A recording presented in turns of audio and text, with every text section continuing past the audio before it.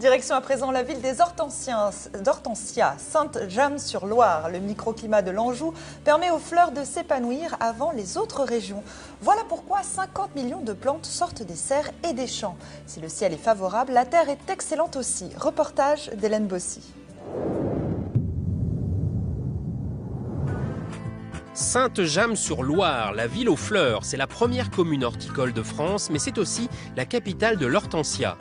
Ici, tous les jardins, mais aussi les rues, sont parés des plus belles couleurs. Près d'Angers, le climat océanique est aussi doux que tempéré. La Loire est un réservoir de chaleur et rend les terres fécondes. Rencontre avec des passionnés du monde végétal. Vous le verrez ici, les habitants aussi ont la main verte et vivent leur passion au rythme des saisons.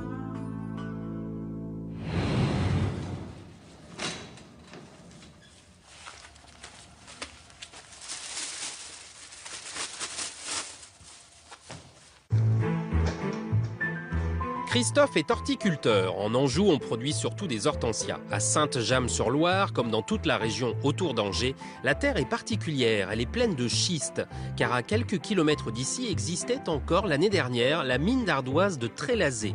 Ce terrain est idéal pour cultiver l'hortensia. Ce schiste contenait beaucoup d'aluminium et cet aluminium-là faisait que les hortensias devenaient bleues. Et donc les premiers hortensias ont été cultivés à cause de la proximité de cette terre. Aujourd'hui, Christophe en crée de toutes les couleurs. En Anjou, 7 millions d'hortensias sont cultivées chaque année. Le fait que l'hortensia soit en serre augmente sa vitesse de floraison. Mais si vous le laissiez en plein air, vous auriez des hortensias fleuries naturellement au mois de juin, début juillet. Des serres ici, il y en a sur 90 hectares. Sainte-James-sur-Loire est la première ville horticole de France. Ses spécialités, les plantes à massif et en pot. L'atout principal de la ville, c'est son microclimat provoqué par la confluence de la Loire et de la Maine. L'hiver, il fait froid, mais on a quand même 2 à 3 degrés d'écart avec d'autres exploitations qui peuvent être à une dizaine de kilomètres d'ici. Et l'été aussi, on n'a jamais des gros pics de chaleur par rapport à d'autres exploitations qui sont très proches. Donc on a quand même ce phénomène de confluence de la Loire et de la Maine qui impacte forcément sur le climat local.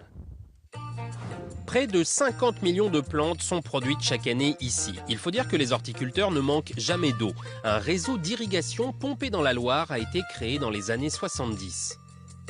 On a toujours de l'eau sous pression, en permanence tout le temps, même dans des étés où on a eu des gros problèmes de sécheresse. La sécheresse est toutefois rare ici. Avec l'influence océanique, il pleut en moyenne 140 jours par an.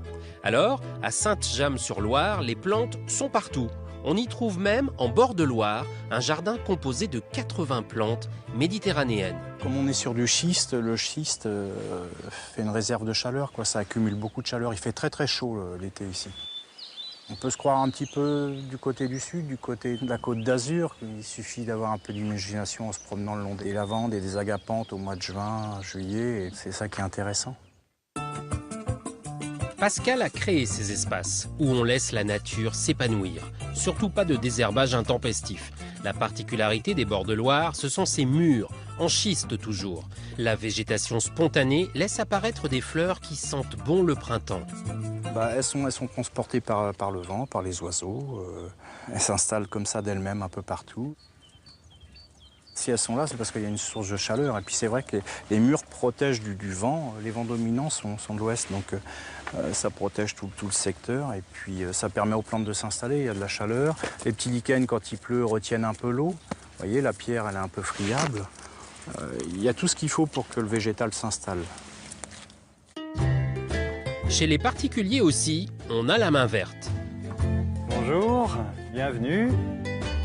Jean-Michel vit depuis 25 ans dans cette belle maison en tuffeau, cette fameuse pierre blanche typique de la région. On a un cadre qui est extraordinaire. Quand on ouvre les volets le matin, on découvre le jardin avec ses couleurs. On a la Loire et puis le lever du soleil qui apparaît derrière les arbres. Donc oui, c'est splendide. Mais il faut aussi beaucoup de passion pour entretenir un tel jardin.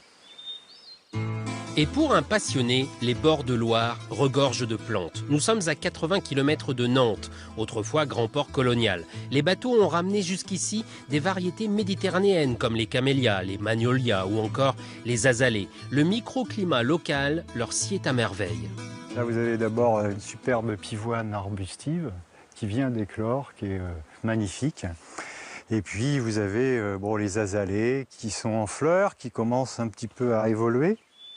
Puis après, les fameuses glycines. L'inconvénient, c'est que ça ne dure pas très longtemps, donc vous êtes vraiment au bon moment, parce que ça a une dizaine de jours, ça explose au premier rayon de soleil, et puis après, ça s'envole, il y a des petits pétales partout, c'est très joli.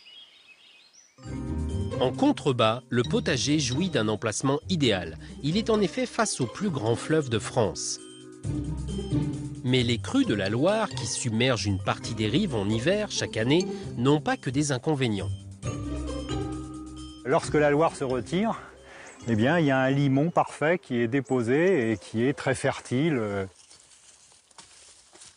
C'est de la bonne terre, c'est de la terre qui est un peu granuleuse. Vous voyez, ça colle pas du tout, c'est aéré, c'est pour ça que ça pousse bien, que les racines peuvent passer entre les grains de la terre. Et puis ça prend l'eau, c'est bien.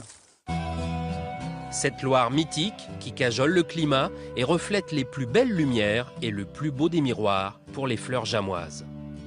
C'est un peu dans les gènes de Sainte-Jamme ou des Gémois. Il y a des fleurs partout, il y a des cerfs partout, donc c'est dans la tête et donc forcément dans la culture de chacun. Il est très